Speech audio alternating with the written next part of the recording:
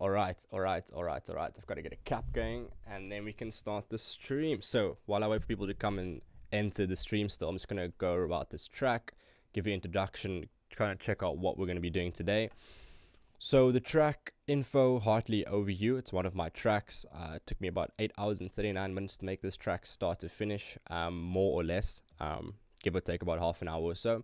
But today I want to break down, kind of going through everything individually, kind of checking out the drums. After the drums, we'll go straight into the bass lines, kind of check out the vocals as well. I think we'll do the melodies last. So all in all, this track, red is all my drums, green is the melodic elements, blue are the bass lines, and then yellow is yellow is the vocals, and then everything underneath is the effects. Yes, I do like to take care of my tracks like this. I like to just fit it up nicely. Let me just go ahead and close WhatsApp there. And yeah, so all in all, this drums. I'm going to take you to like the bulk of the track just so you can kind of check out what the entire groove sounds like. And then if at the end, if we have some time, I'll go over the arrangement. So I think where's the bulk of this drums? It's over here, this section over here. So I'll go through every single section one by one, go through all my plugins, all my processing and everything like that, and we can check it out from there. So start off with the simplest thing on this whole project is the kick drum. So kick drum, all in all, check if I get a signal through there. I am. Kick drum is just what it is. It's nothing major. Just the kick drum that sounded really good to me. And then on the processing, all I did was make this completely mono. If you're wondering how I can do that, just click on this drop down here, go extra large, and you now have this knob. This is the stereo separation knob, turning it all the way to the right makes it mono. And then we have just a simple EQ.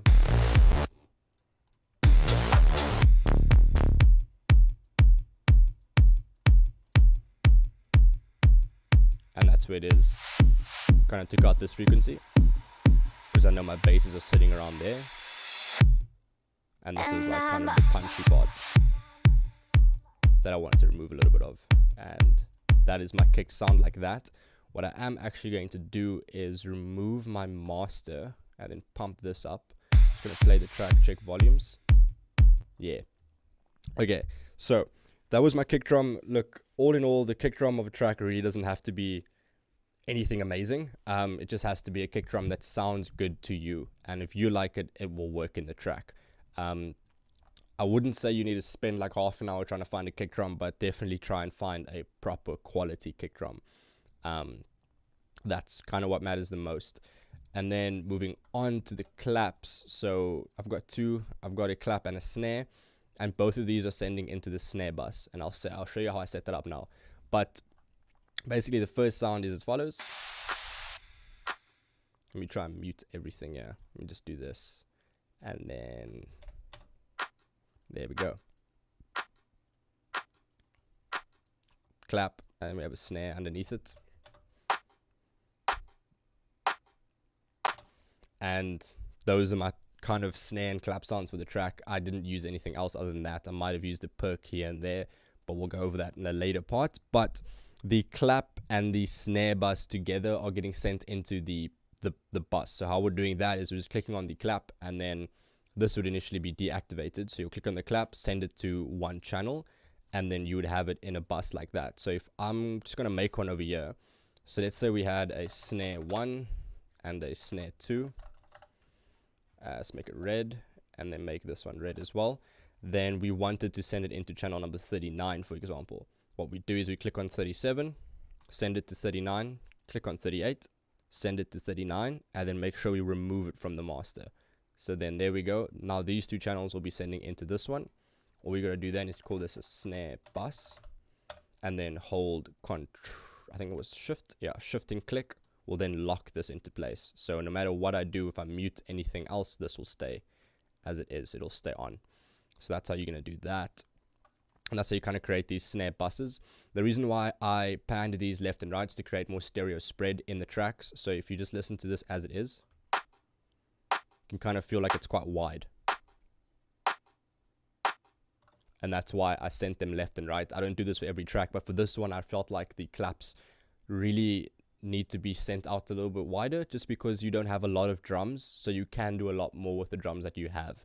So I mean, like when I was busy making tracks like these, like OVU, I think Overdose as well, and then Dirty Talk, all of those tracks took on like a very minimalistic style of drums, where I didn't have that much. I just had the uttermost basics, but then I did a lot with the basics. So yeah, that's my snare. And then my close hat is as simple as it is. Bit of panning going on and an EQ. And then my open hat, same thing. It's a very simple open hat that I just layered on top of that. Let me just unmute that. Bit of panning as well. Centered a bit to the right. Because I have my closed hat and my open hat playing at the same time. So I kind of wanted to make space in the mix. So I sent my closed hat a little bit to the left, open hat a little bit further to the right. And then I had a hat loop in here, but I just decided to remove it out of the track before printing it out. So I just locked it and then just removed it out of the track. We have a perk, and the perk sounds like this.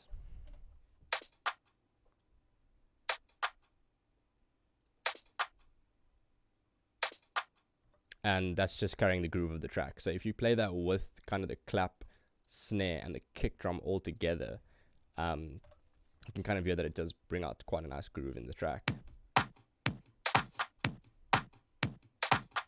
And the same with the shaker loop.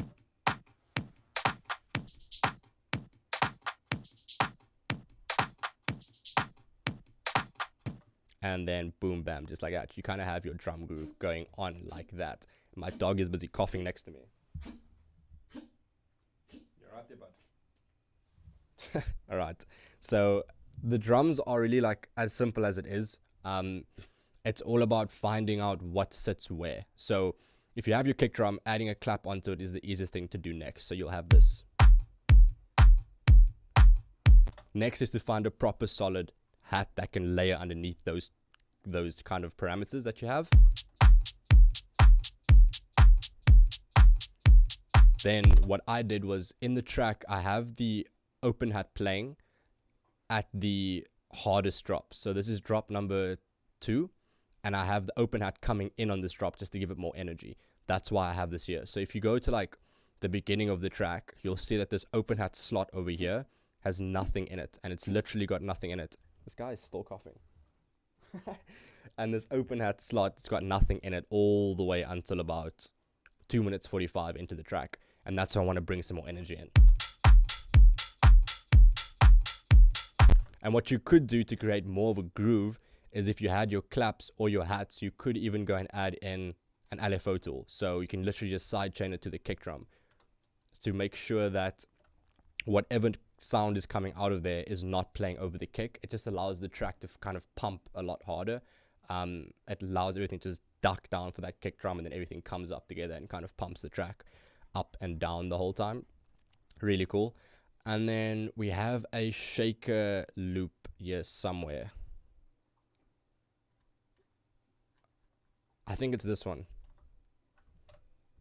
Nah, we don't have a shaker loop. Ah, it was the bottom one there. Yeah, so that's kind of my drums.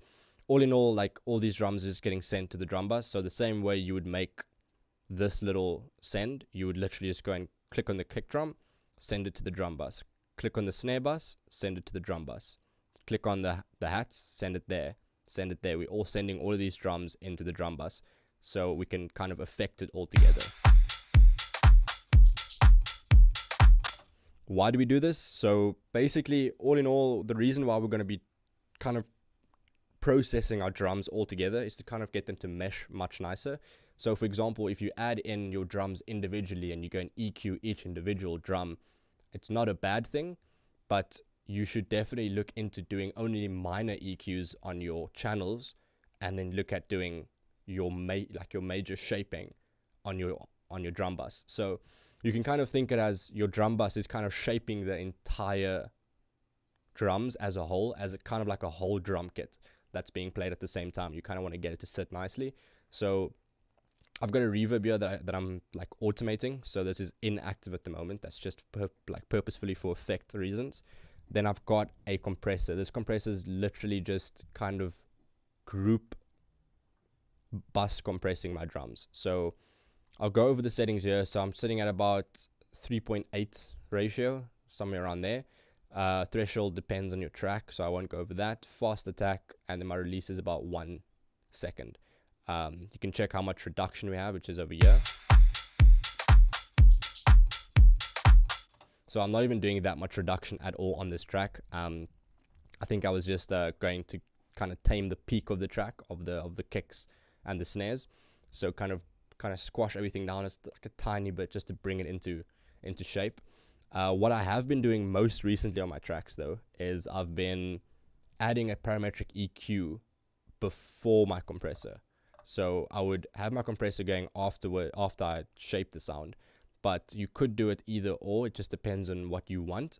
But I would kind of go and find out frequencies that I would want in my drum group, and then what I wouldn't. So if I were to do it for you live,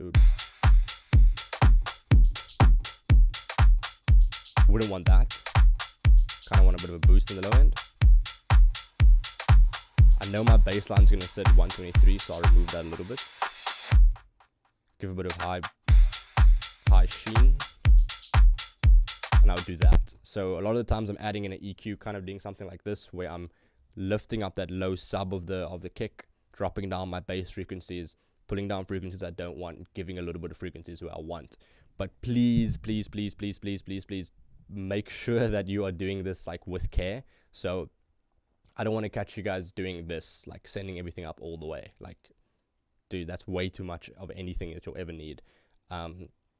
Just minute adjustments are perfectly fine.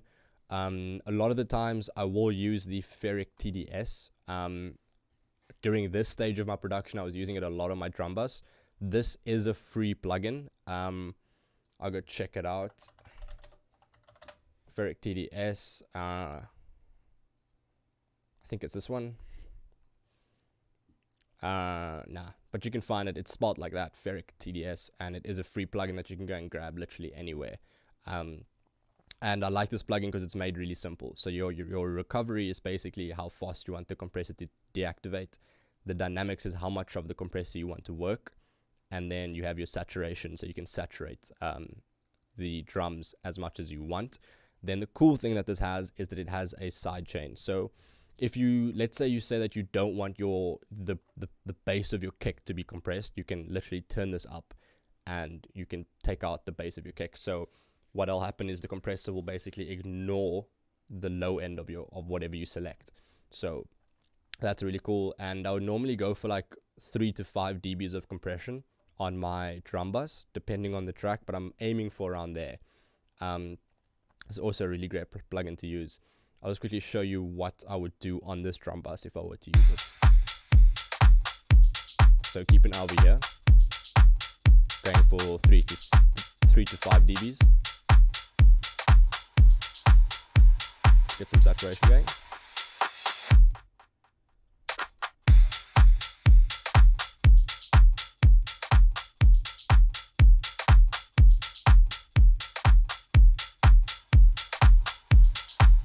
Yeah, like the plugin just sounds really decent, like on its own. Dog just comes in here, coughs, licks himself, and walks away. But the plugin sounds really decent on its own. Really like how it sounds. It kind of gives a bit of like a, how do I say it? It gives like a bit of character to the sound. It's not just a normal like compressor that's clean in out. It gives a bit of character. So that's kind of what I did to my drums on this track. It really is as simple as it is. The drums knock because they are there for a reason. I used good samples and I just basically didn't add in shit that I didn't need to add. And then the bass line was kind of the trickiest part of this track, because I'm going to go to the vocal first, because you'll kind of hear, you'll kind of realize how I started making the track. So I'm going to solo out the vocal and all of these sections of the vocal, and then just take a listen to this. And I'm over you, I'm over you. I'm over you.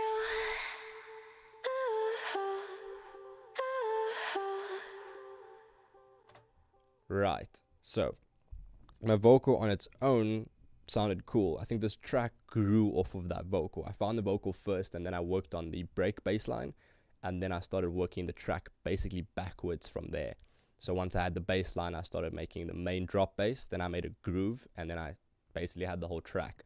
So let me just go over my vocal processing before I do the rest of this. So my vocal is set up sending signal to a couple different channels. So we have our Vox over here, which is the main vocals getting sent to this channel, number 22. And I'm over you.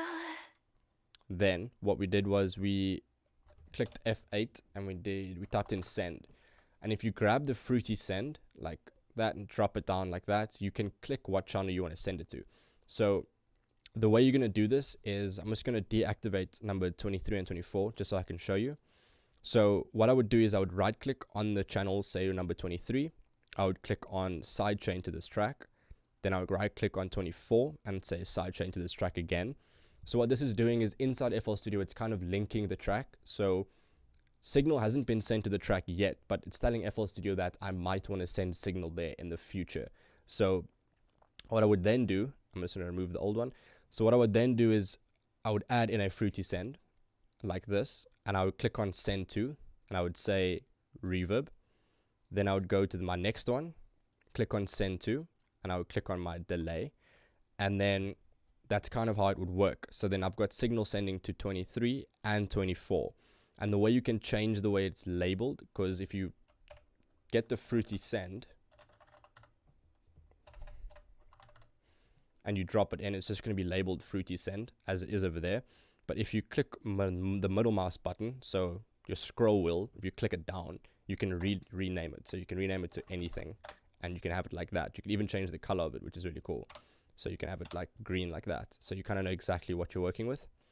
So as it is, I have one sending to my reverb and one sending to my delay. This effect rack is not active, and I know it's a plugin that I used to have on my old PC, but I know it's not active. I'm not going to open it because I know it's going to make my PC crash. Just know that there's no other processing on here besides a limiter, and the limiter is literally just side chaining it to the kick drum. So then I was going to play the reverb on its own. These are my settings. So dry, wet. Dry is all the way off. Wet was on that setting there that I had. Kind of cutting out all the lows. Wanted the track to breathe in the high end. The damp was at 6.7. So what the damp is kind of you telling the reverb what area to focus on first. So if you have like a damp that's at 6.7, the frequencies at 6.7 will be reverbed the most, and you would focus on that track. So for this, I would kind of say, find where the bulk of your vocal sits, where the main part of your vocal is, and then choose that frequency. The way you're going to do that is just literally opening up an EQ, not this one. Opening up a parametric EQ2 on your vocal, and then just finding where that frequency is.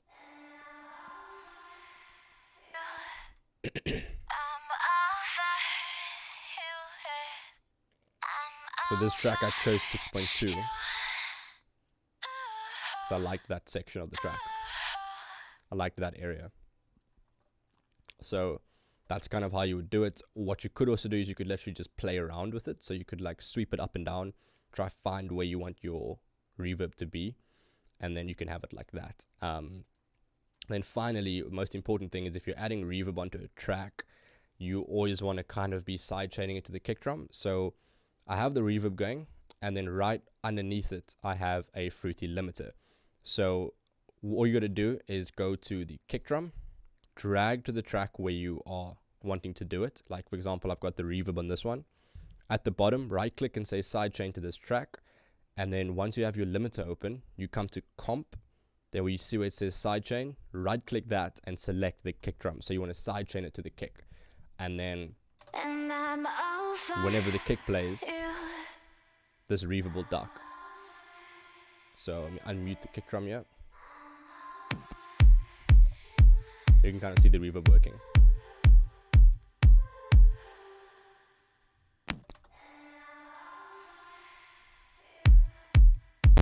So why do we do this? Why did I do that for this track specifically? Well, I'm starting to do it for all of my tracks actually, but it's just kind of to create that pumping sound, that pumping feel in the track. It's like all the little things that you do like this, like it's a little bit of reverb behind that vocal that's pumping up and down. But as soon as you add a limiter onto the track, like onto your master channel, and you start squashing everything down, that's going to start coming up with everything, and the listener is going to definitely hear it in the track, but they won't really notice it.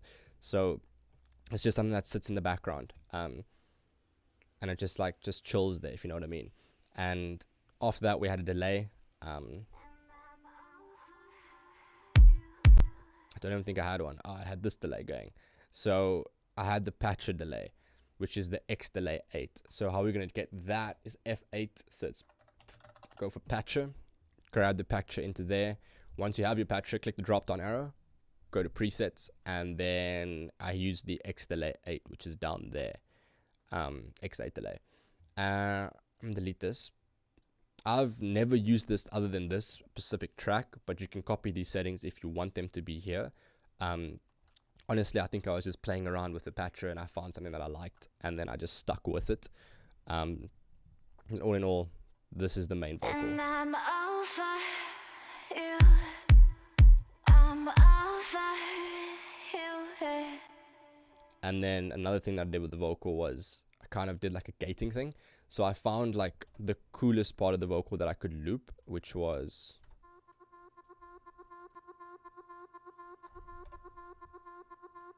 bring this up.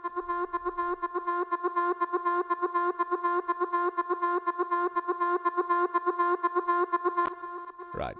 So how I got the track to gate like that, so without any of the processing on it, it would sound like this.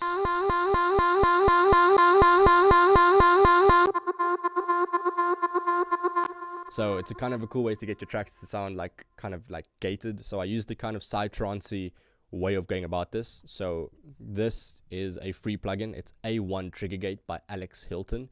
You definitely can go and pick this up. It's kind of really cool. They have really nice presets. So if you can save your own presets, so you can like make whatever you want on them. But let me just save this as a new thing, and then don't mess up the original. So I'll grab the A1 Trigger Gate, and you can kind of see like as it goes on, you can kind of decide which beats you want to skip. So you can skip this one and this one, or you can do full, half, nothing.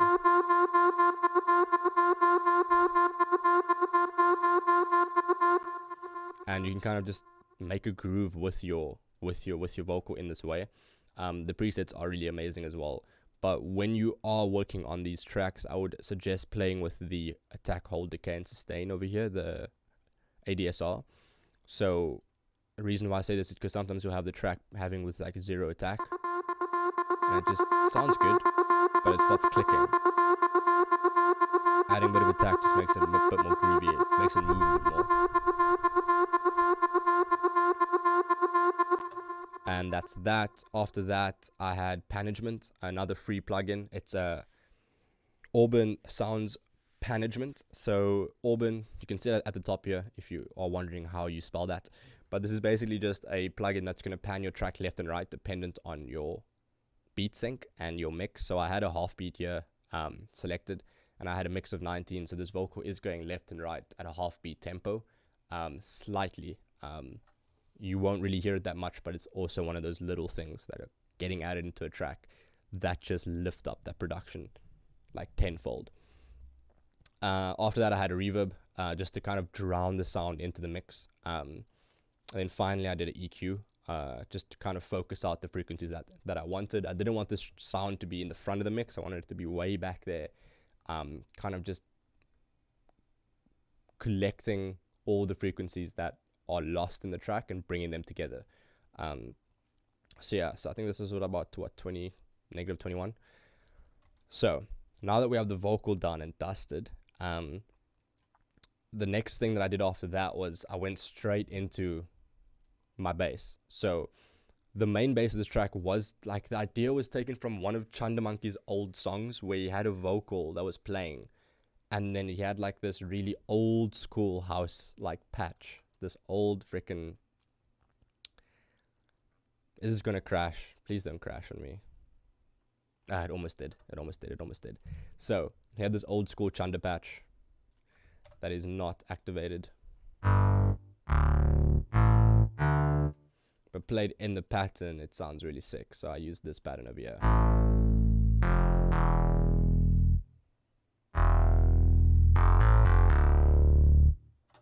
And that exactly matches the pattern of the vocals, so it plays the same notes. And I'm over you.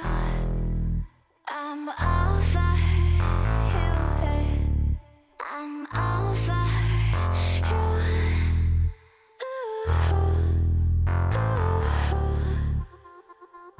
Then once I had that going, I kind of started like at the beginning of the track over here. I started in this section over here, and I had this vocal playing in the background. And I'm over you. I'm over you. I'm over you. And it really gives you that old school kind of like that like way back 2015 house vibe. And then after that, I think I moved straight onto the pluck of the track. Pluck was very simple. Literally just followed the same melody as the bass, but in a different way. So the pluck sound is that James pluck. If you listen to any of James's tracks, you'll know exactly what pluck I'm talking about. So here is the track.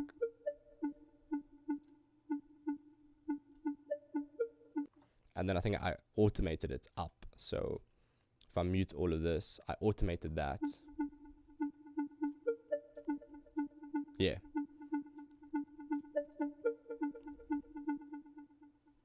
Macro 1 was automating the cutoff of the track. So what I did was as the pluck was playing on and on and on and on and on and on and on, then the cutoff was kind of opening, giving more high into the track, introducing more energy in a way. So that is that. What did I do next? The next was, I think, was creating the main bass of the track, like the main drop anthem of the track. It was kind of cool, kind of fun to make. I had a lot of automation going. That's kind of like a quick like pro tip kind of vibe, is if you want to level up your tracks, the easiest thing to do is create better bass lines. Like make a bass line that is completely amazing and then automate it. So automating your bass lines just adds a bit of a deeper level into your production, because you're doing a lot with one sound. So you can literally like mess around with the sound as much as you want, just by automating it. And this track, I've got this plucky bass.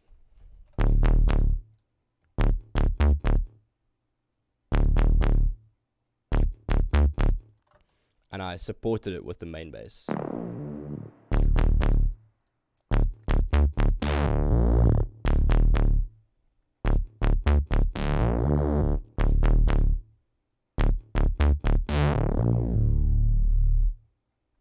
And then I know I had a wobble down here.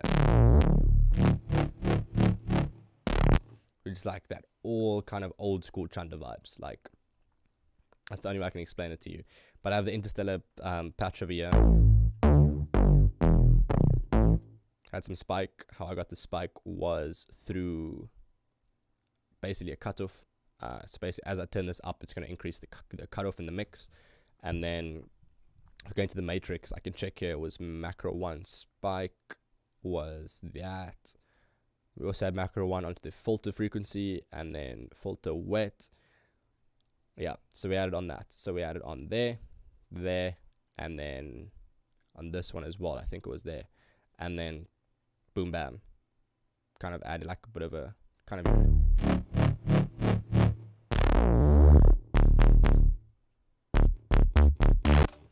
And then after that, we had the plucky bass, which was just the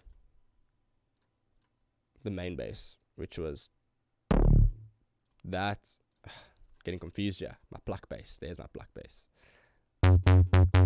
This was the same patch that I used in my track with Simplicity. It was,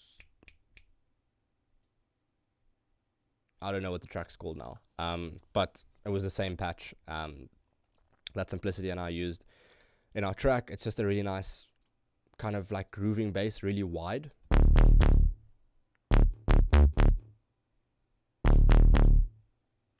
and we had a lot of distortion on here. Yep, I added in some distortion on here. Just to kind of overdrive it, and the compressor is doing a lot of that high end kind of grit. It's adding a lot of that onto there as well. Kind of simple. It's a saw, it's a square saw on top of just the regular standard initial patch bass. Both 16 voices. They don't have to be 16 voices. It's just my computer can run 16 voices, so I can do it. Then we have some pink noise coming in the background as well. I think we also automated it. Yeah, so envelope 2 is automating onto that, onto the noise. So the noise is literally just activating really quickly. You can kind of see it happen. And then just adds a bit of that high end sheen onto the track. And then going over my basses, I had a couple more. What they come in like this part of the track, the drop 2 bass. It's literally just a layer on top of my main bass just to add more high frequencies. Because in these type of tracks, like high frequencies instantly give you power. It gives you more energy in the track. And it makes the track like kind of sit a lot nicer. Especially when you're like kind of getting to the second or third drop of the track and you're figuring out like, like what do I add? It's like just introduce more high frequencies. Like it's kind of a rule of thumb, but the way that I've been making my tracks recently, or this track specifically, is that at the beginning of the track you won't have a lot of high frequencies. The first drop you kind of have all the cutoffs kind of closed, and you'll just get the groove of the track like stated in the audience's ears. You can kind of get them like vibing on the track. Then that second drop you'll introduce all of the high frequencies. You'll open it up, make it a fat drop, and then that third drop you'll make it different. So you'll cut back again, but then you'll switch it up. And when I go over the track, you'll kind of see what I mean by that. And then on top of that, for the second drop, I also added some white noise. I'll go over that when I get there as well. So I'm just going to go over the full-on layout of the track. Kind of go over my process on why I'm doing what. Just want to check up on this live stream. We have a couple people in here, so solid. Thanks, guys, for tuning in. Much love. And we have Ayanda, this absolute goat of a man, is supporting me through everything right now. So basically the track on its own, we start off with the drums. I'm going to go over the arrangement. If you have any questions, drop it in the chat. Just if you are watching, and just drop it in the chat. If you're watching this post, so if you're watching this after the live stream has happened, still drop a question in the chat, but leave a timestamp next to your chat. So say like 2 minutes, 30 seconds. How did you make that bass? And I'll do something specifically for that video. I might make a YouTube short, or I'll post it on my TikTok or Instagram on how I made a specific sound or bass line. But yeah, let's go straight into it with the drums of the track. So the start of the track was simple. I had the break bass playing on top of the drums, and on top of that I also used I had an EQ on the drum bus. No, it wasn't on the drum bus, it was on my kick drum.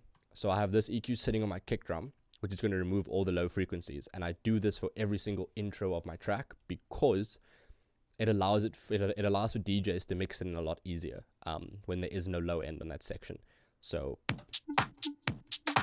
kind of just going over that's like the full drum groove, except for the open hats. Once again, I had that open hats have high energy for later in the track, but I have kind of the full drum groove with the pluck looping itself, because I didn't want any melodies to really be playing in this point. I just wanted it to be like a nice groove.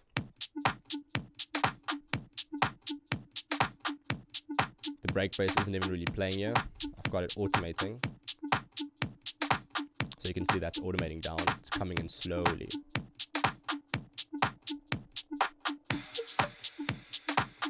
And then all we have here is the crash playing down here. At the 15-second mark, we have just a crash playing to introduce that melody.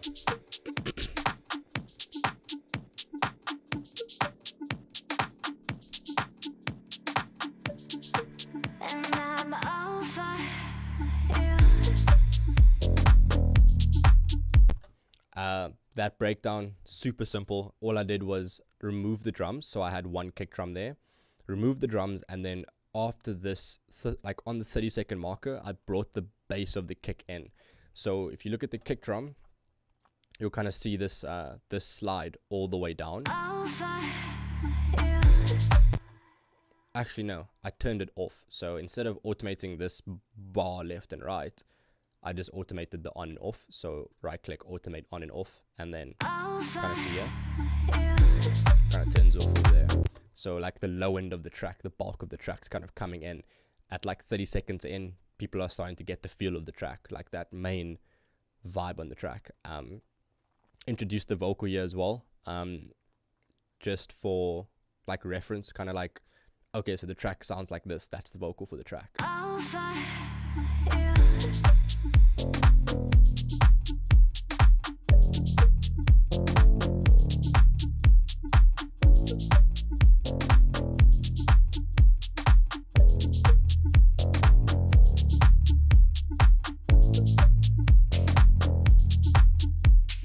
Added in a hat loop over there.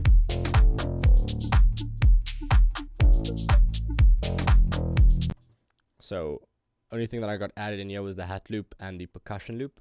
The hat loop isn't even playing because I have it muted over there, but the percussion loop got added in. It's just doing that.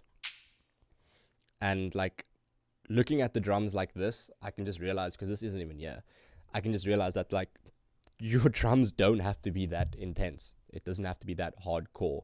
It just needs to be there. Like, I'm gonna, yeah, how do I explain this properly? I'm gonna basically show you guys in a future video, maybe the next live stream or a video on its own, but I'll give you guys a couple drum buses that you can use, because this one was a very basic track. I did all of my hardcore shaping in my master, which was like the worst thing that you can do, but I decided to do it for this track. But your drums just have to be groovy. They don't have to be like 4 claps, 5 kicks, and like 18 different hi-hats like layered on top of each other. They just need to groove. So kind of the rule of thumb for this is, if you can sit back and only have your drums playing, like only your drums playing, your head needs to bob. And if your head's not bobbing, your drums are not groovy enough. It just needs to, your head just needs to sit there and just like, yeah, there it is. Like, you need to find the groove. You need to figure out how your drums are going to sit in the track properly. I think that's a good idea for the next live stream. Might just make a track with you guys to try and see like what I'm doing in the process of making my tracks, where my drums are sitting. And a lot of the times I'm starting with the percussion first. Like, percussion's the easiest thing that you can start a track with. Get the kick, get the clap, get a nice groovy percussion that you can just add in there, and then get a hi-hat that makes your track sit properly. And then the only thing that you can add after that is maybe 2 things, maybe a shaker loop or just the extra percussion loop, and then you're sorted. So yeah.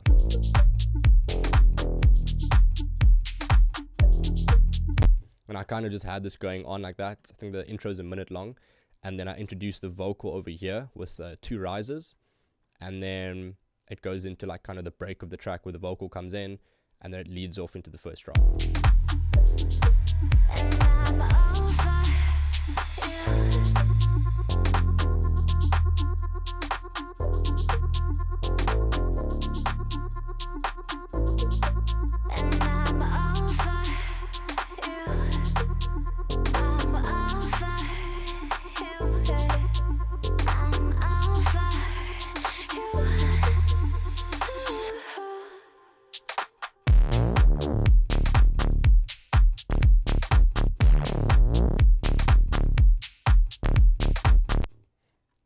Alright, so that's like the first drop. Then normally what I like to do is I like to do 3 drops. So the first drop is kind of a basic one, just introducing the groove. Then the second drop, I have kind of just like a quick little build up going into the second drop with a lot more frequencies. So what I did here was just literally added in a build up. And then I added the main bass with a lot of reverb on it, just to kind of give them a feel of what's to come with the hi-hats as well.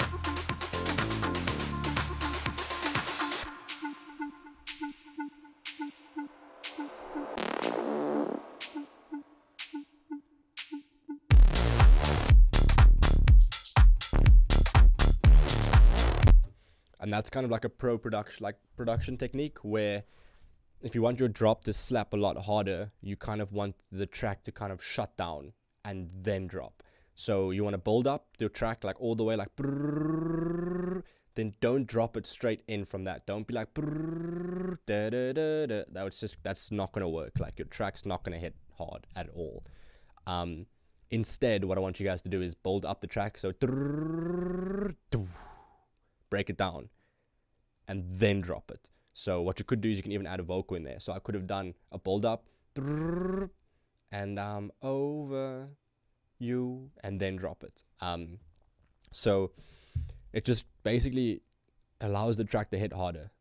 That's the only way I can kind of explain it. Running out of time. I've got about 15 minutes left of this stream before my time runs out. But basically what I'm going to do is I'm just going to do an intermission for like 1 minute, just so that if anyone has a question, ask it in the chat now. And then I can come back and answer it. Otherwise, if I have no questions, then all I'm going to do is go straight to the master of the track. But yeah, if you guys have any questions and you're watching this post, just drop it in the comments with the timestamp. I'll explain everything to you of this track, for example. Or if you want any specific video on anything, just drop it in the comments with the timestamp and I'll get straight to you.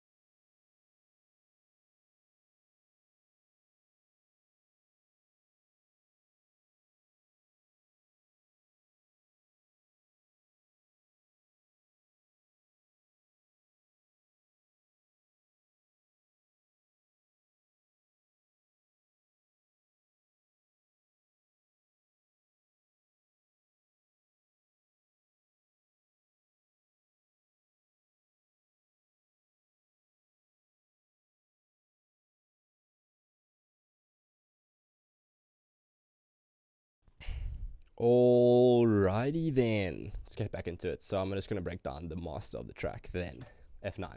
So, master of this track, absolutely adore this plugin. First thing on my master every single time is going to be the effect rack from Waves, and I'm running the TR or the TG mastering chain. So, plugin dynamics, it's the ARTG mastering live. Reason why I love this plugin instantly is because I can have a tape equalizer. Putting it to the right will increase the high end, increase the low end. Putting it to the left will kind of darken the track. So if you're making really dark rap beats, putting it to the left is really your friend. And then secondly, I'm going straight into the EQ, kind of boosting or lowering any frequencies that I want or don't want. In this track, I didn't do any of that because I didn't need it. After that, I'm running a compressor. So this one is literally just a compressor. Please don't let this fool you. I'm running a 50-50 mix. So my mix is on 50% and my compressor, I'm just going to check how much it's running. I'm going to bring this down as well. Let's go to the bulk of my track here quickly. I just check how much it's working. Got about 5 dBs of compression. Got about 5 dBs of compression running on that 50-50 mix. Recovery is on 3. I like it sitting there. I want a modern kind of compression style. I'm not using any of the left knobs, not using any of the makeup gain. Literally just use the ratio, mix, and then the recovery, and then selecting what type of compressor I want. And then finally, what I did here was, this is what I love about this plugin so much, is you can boost or reduce any frequency here. So what I did was I had the 10K. Oh, what? I didn't even have it on this track. Yeah, I had nothing on this track. So I had, wait, let me just double check this.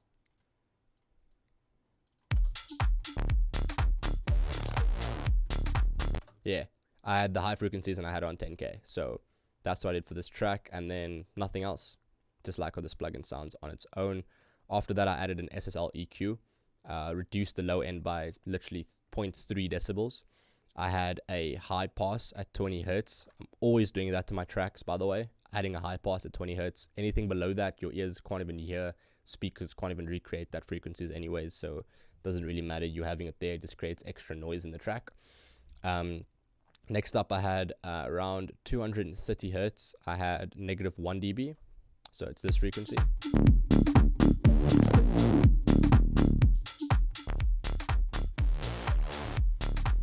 Kind of wanted to bring that down a little bit of boxiness. After that, I had a 14 kilohertz drop down on the high frequencies. I'll show you what that was.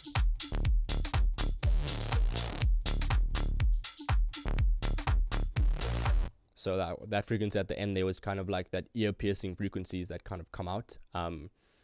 Just wanted to remove that a little bit because I know if I'm gonna add a limiter onto this track, that's gonna peak out really hard.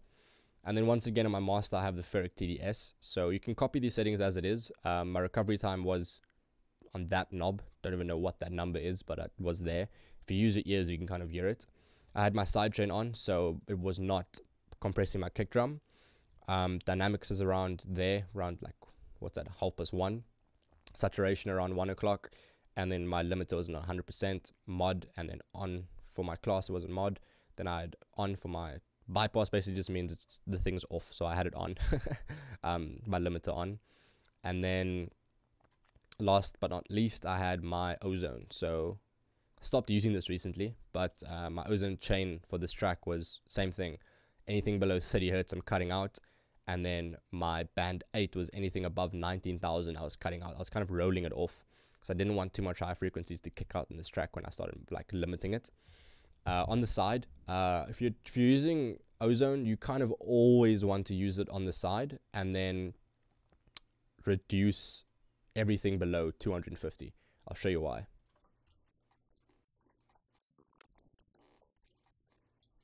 So if you have side frequencies that are playing below like 250, kind of in the bass frequencies, you're kind of risking your track to have phasing.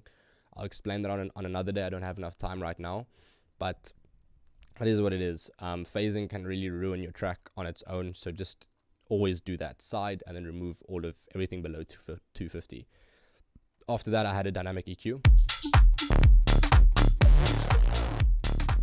Really kind of bringing down that lows, kind of compressing it nice and evenly. Same with the highs. Next up, we had an imager. So I like this plugin because it allows me to make my low end completely mono, and then spread out all the other frequencies in the chains.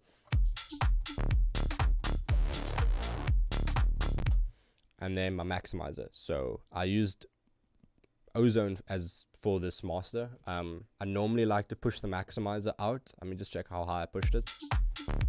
I pushed it to 0. Just like added a little bit of compression there on modern. And then I like to add the vintage limiter after that, just to kind of squash it down a little bit more. So the ceiling always on negative 0.1 because you might have some ghost frequencies pushing out once you've printed the track to MP3. So then I just compress it a bit more. Adds a bit more character into the track. And then at the end of this, I have a limiter, but that limiter just does nothing. It just sits there in case I'm making the track and something just peaks out and it like destroys my speakers or my ears. I always like make music with a limiter on my master channel.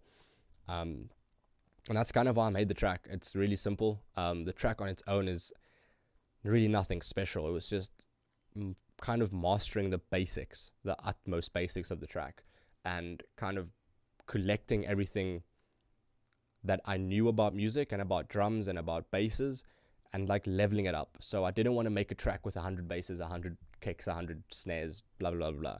I wanted to use 1 kick, 2 claps, a closed hat, an open hat, couple perks, and 1 bass line for each like noise that I needed. I didn't want to layer anything down unless I really had to. And kind of the groove of this track is kind of sitting in the gaps. So if you listen to this track on its own, there's a lot of space in between each section of the track. So each section of like the basses.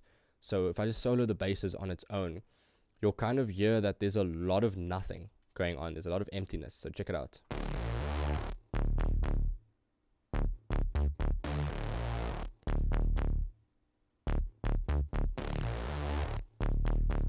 So you see, there's like a lot of gaps. And if you have a proper drum group and a drum bus, and you do your drums properly, it can really fill up those spaces, allow your track to like sit nicely. So just check it out. In this gap over here, you'll kind of hear the drums kick through very nicely.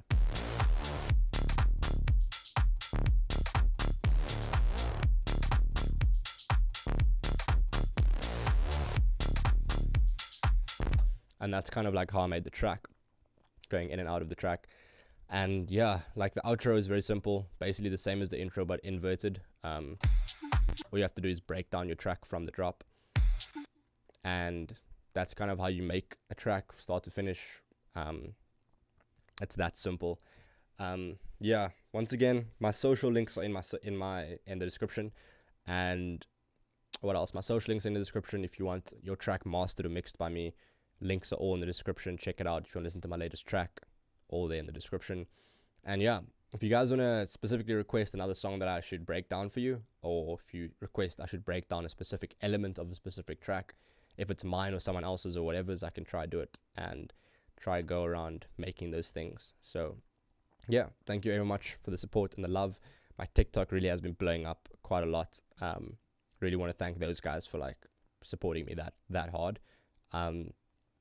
So yeah, much love, guys. If you have any questions, don't be afraid to either comment it down below or go to my Instagram and just send me a DM. Send me your track, I'll review it. I'll just send you some feedback. Like, I'm always willing to help the guys in the industry that are coming up. So yeah, much love.